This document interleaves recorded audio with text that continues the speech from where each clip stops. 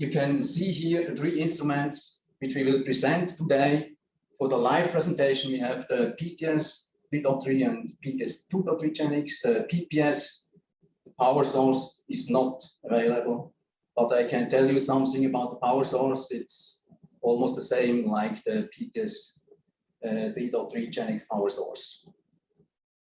Now let's have a look to the test setup, which I have prepared for you. On the left side, you see a three-phase four-wire direct connected meter, so-called combinational meter for active-reactive energy.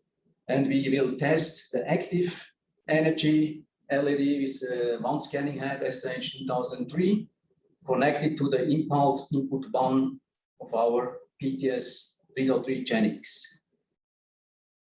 Now, let me change to the live view.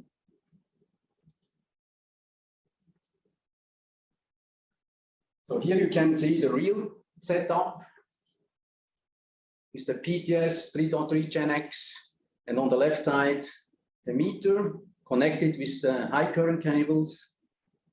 So the PTS 3.3 genX is a so-called portable test system, which is a combination of three-phase four-wire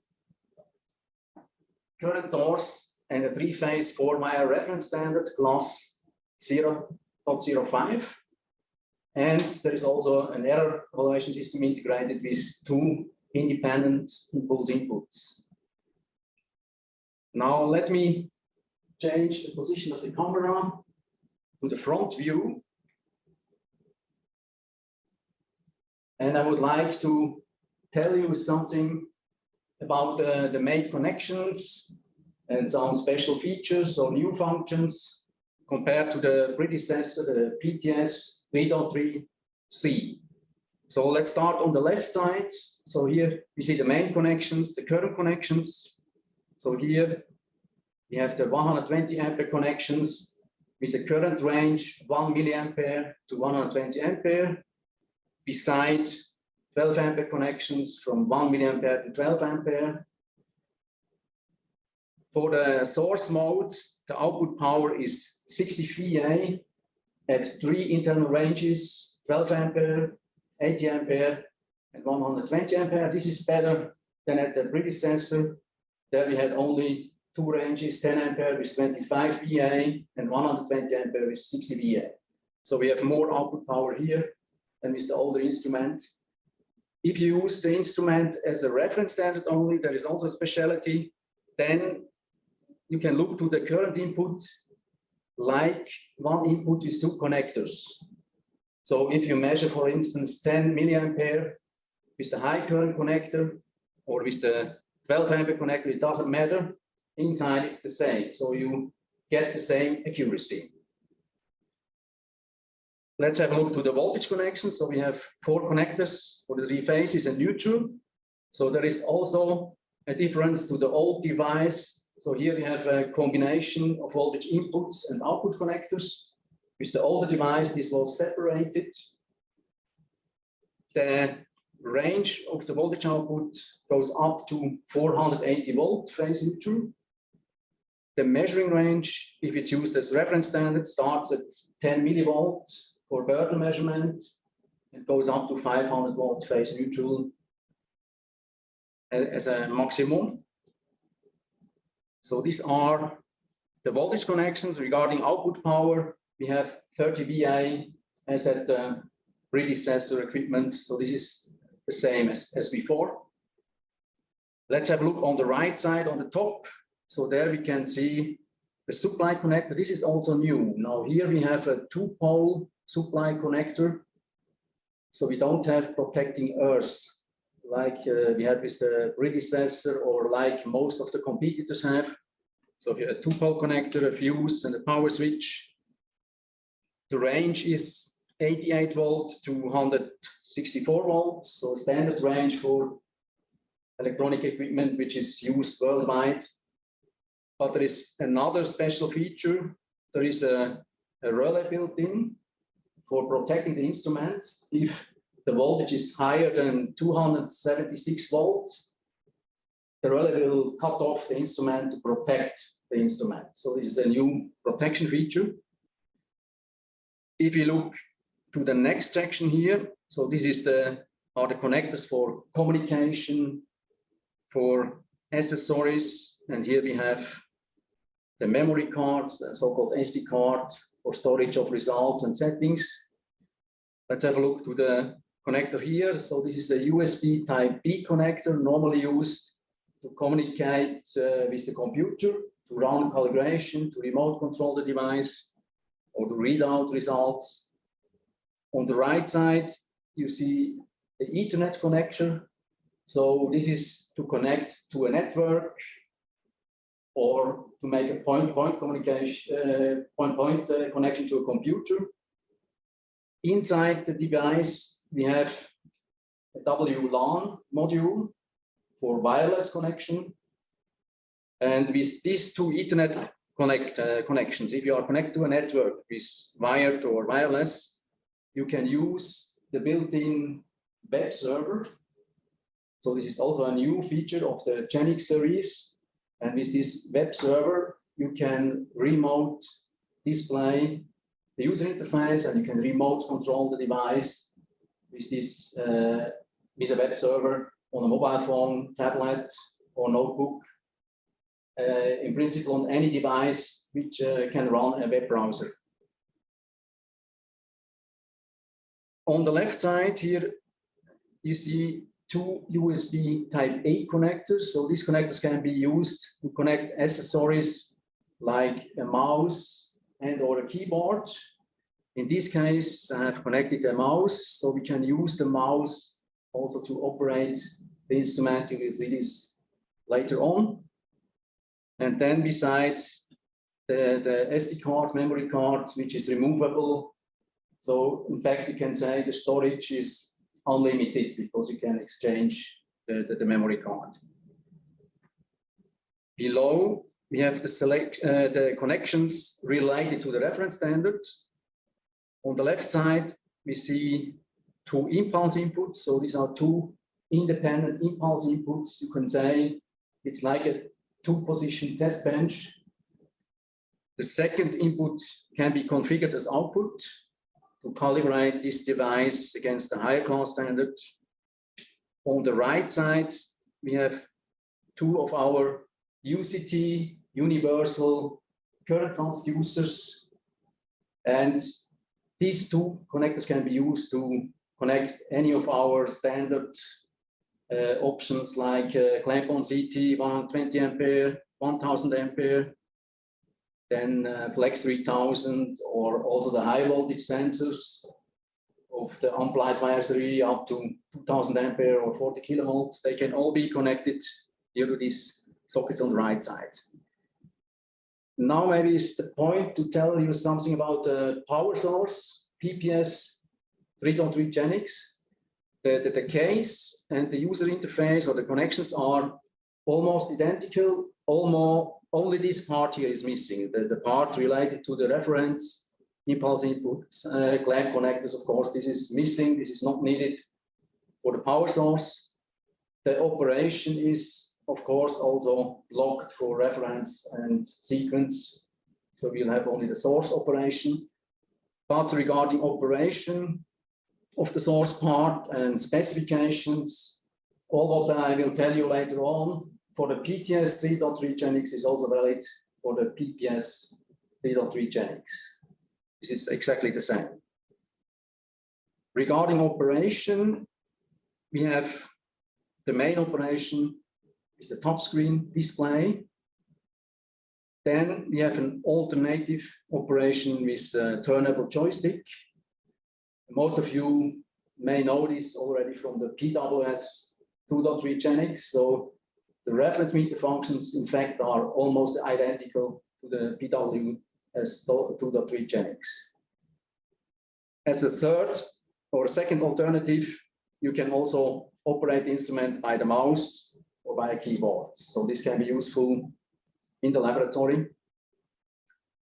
Now, let me change the view to the display.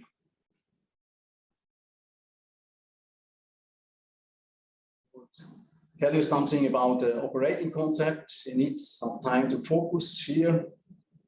It will come. So, right. So if you look to the structure, if you know our instruments, they have all similar structure. We use buttons with a graphic on it to show the function. What is new with the genX user interface? We have on the right side, we have so-called page or menu buttons, which are showing the function.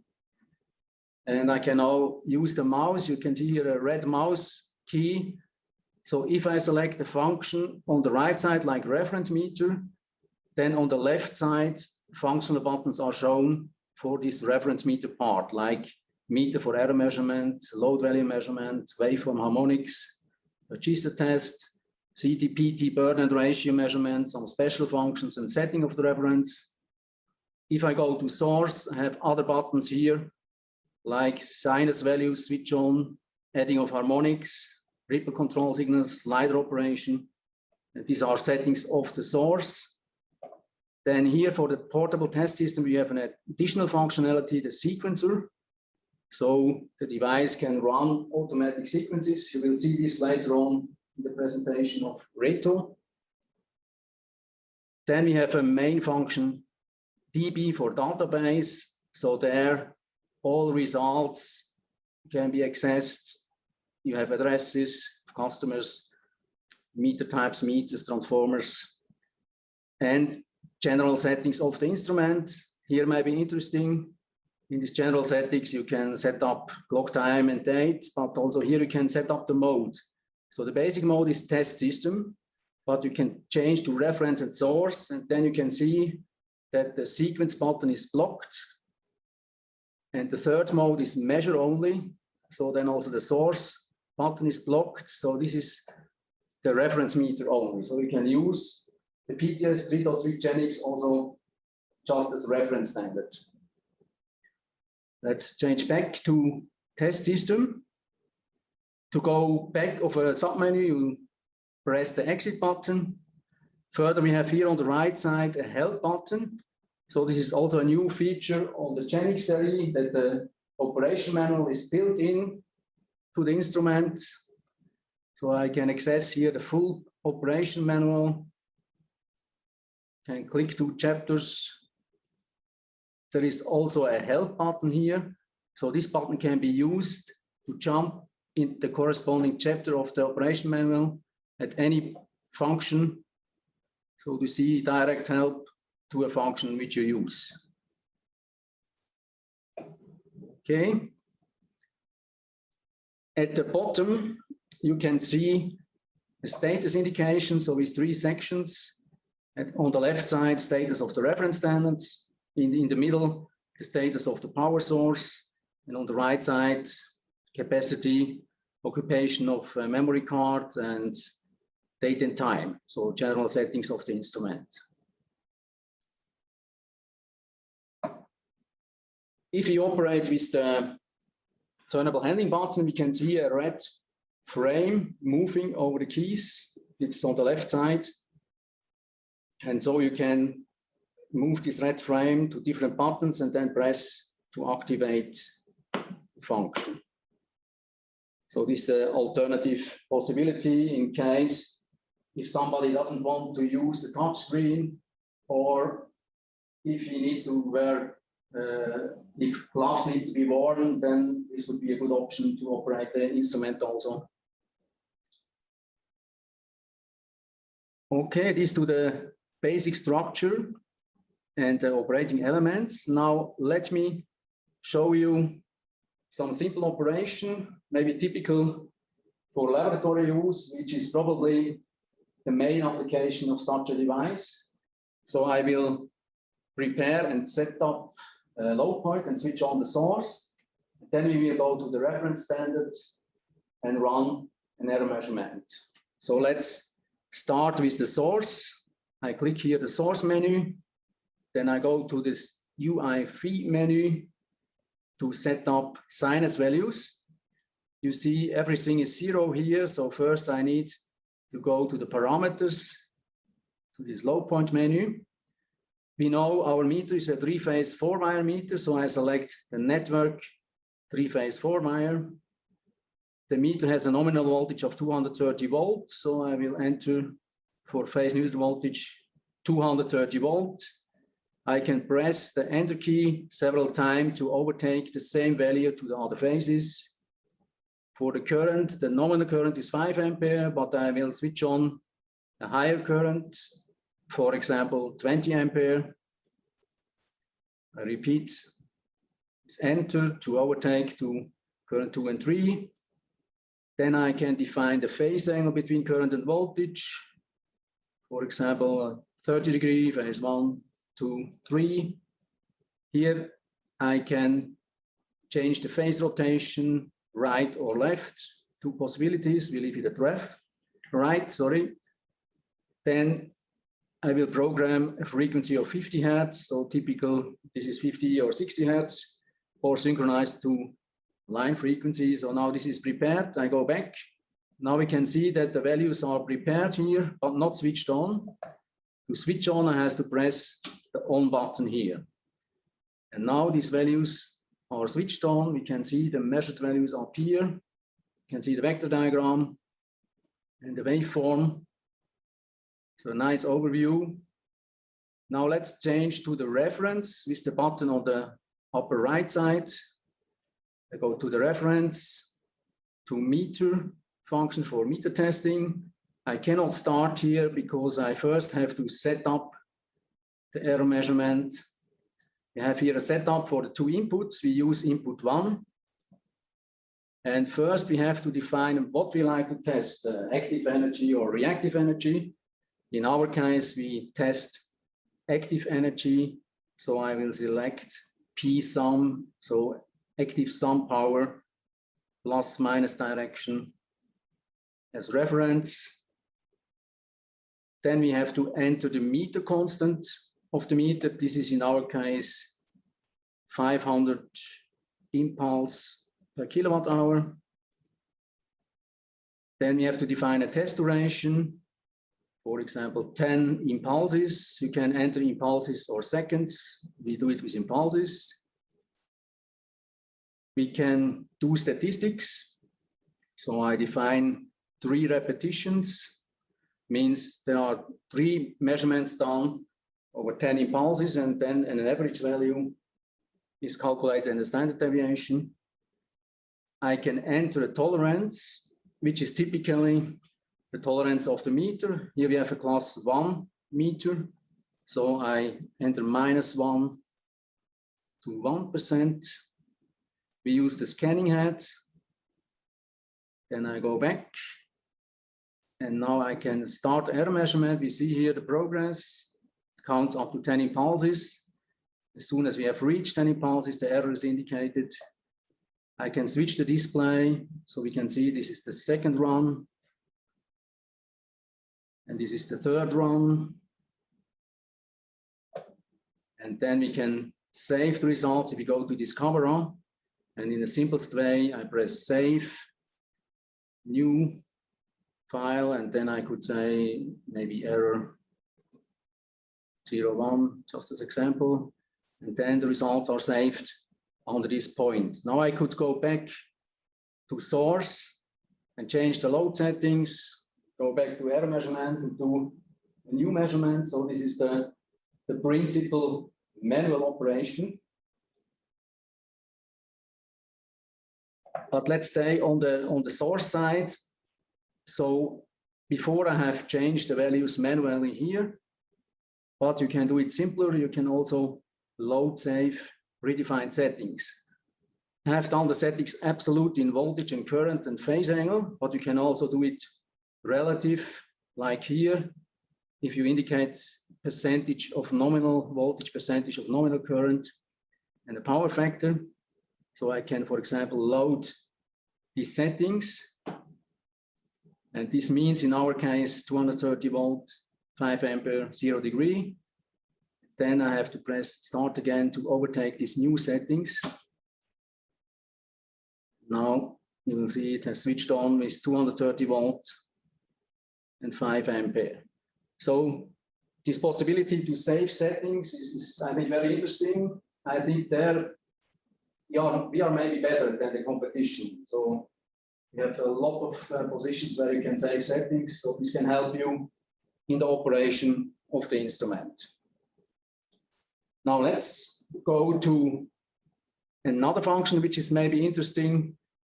These are the harmonics. So I would like to add some harmonics. What you see prepared here is a typical type test signal used for type testing of electricity meters. So it's the 5th harmonic.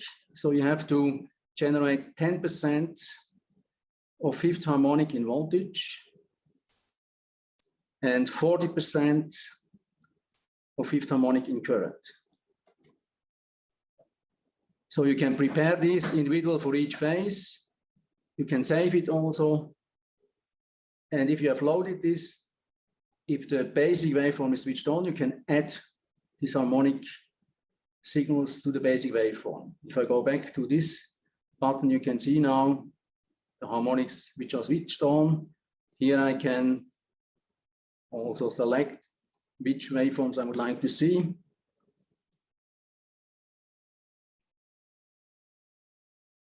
So I think this is a very nice feature, especially for this type of instrument, which is used in laboratories. I think it's interesting for R&D laboratories, for meter manufacturers, or maybe for laboratories which offer type testing electricity meters.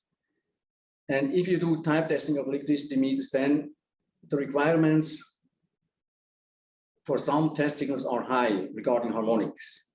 So the specification for generation of harmonics for this system is the same as for the PTS 400.3. So means we can generate 2nd to 31st harmonic, 2nd to 6th harmonic with maximum 40%, from the 7th to the 31st, maximum 10%, and the sum of all harmonics can be 40%, and sum of 7th to 31st can be 10%. So this is, I would say, a rather restrictive specification, but it has a reason. I will explain it later on. In some tenders, there is required to have to generate harmonics up to the 40s, up to the 50s, or up to 63rd harmonic. This is mainly driven by competition. So the customer himself, I think, is not asking for a big content of harmonics. So he is looking for generation of type test signals. You may know the typical type test signal is phase-fired waveform, 90-degree phase-fired waveform in current. To generate such a type test signals, you need much more harmonics than only up to the 31st. You need harmonics up to the 63rd order. We can do this also with the PTS 3.3 genX and almost with any of our power sources, but we can do this only if it's controlled by calibration. And to show this to you, I would like to change now to calibration. So I will switch the calibration window.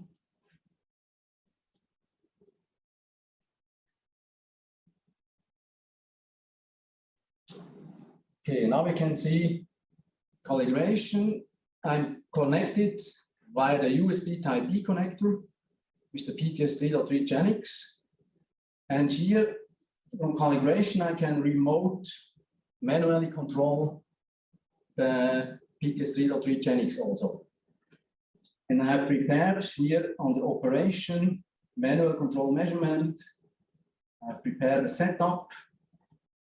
So the basic setting is 3-phase 4-wire, 230 volt, 5 ampere, 30 degrees. With the button down here, I can switch on this basic waveform. But now here in calibration, I can define different special waveforms. So I have defined here a special waveform continuous setting. And this is, in this case, a new type of signal. It's a so-called phase-fired waveform at 135 degree. I talked to you before about 90 degree. Last year, the IC standards have been released newly with an addition 2, and there they have also defined new type of signals. So besides 90 degree phase shift, you have also to do tests at 45 and 135 degree phase shift.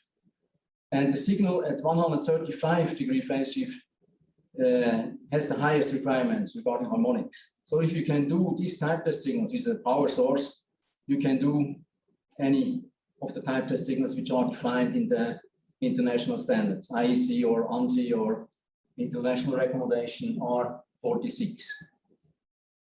Now, let me switch on this type test signal. I can do it with the button down here. And let us have a look to the waveform. So down here, now you can see the waveform down of the current. So it's, as it should be, cut at 35 degrees. But what you have to look at is the upper display, so the histogram. And you can see here, this is the histogram of the current. So here is the fundamental 100%. And we have all odd harmonics from the 3rd up to the 63rd. So you can see this calibration, the PTS 3.3 genX can measure up to the 63rd harmonic, and it can generate up to the 63rd harmonic. And if you look to the values, so for example, the 3rd harmonic is 86%, 63%, so much higher than the specified 40%.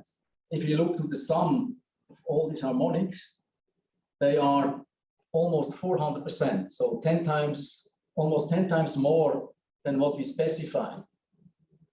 Now you could say, why do we not specify generation up to the 63rd, some maximum 400%?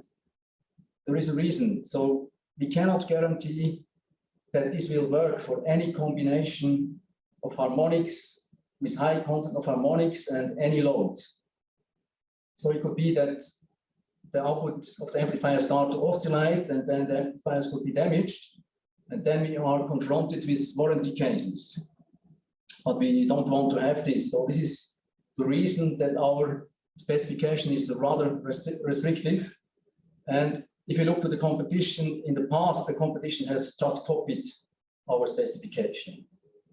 So I think it's more important to tell the customers that we can do the type test signals if they would like to have this. But for you, also important to know, if you have a customer who wants this, if you have an order with this feature, you should mention this, because it needs some special parameter set up in the device and some configuration in the software also.